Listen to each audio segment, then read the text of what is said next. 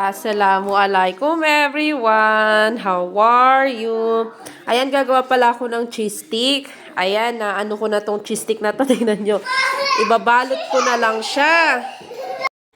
Ayan, ganyan ko nga pala siya binabalot. O, diba?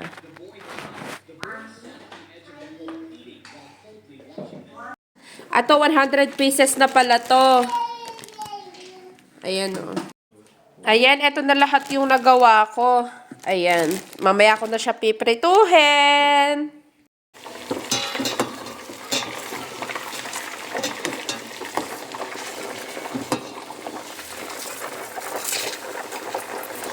Cheese, nagsabog-sabog talaga siya, oh.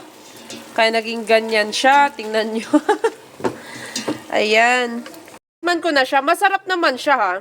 Kahit naglabasan yung mga cheese niya, masarap. Nanay, lower the volume nga, Nana.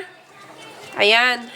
Ito na lang yung kakainin namin ngayong dinner kasi hindi nga ako nakagluto. O, diba? Ito na lang. Ayan. Yung naluto ko, tapos nagtira pa ako para sa wag tayong ubos-ubos biyaya, bukas tunganga. O, diba?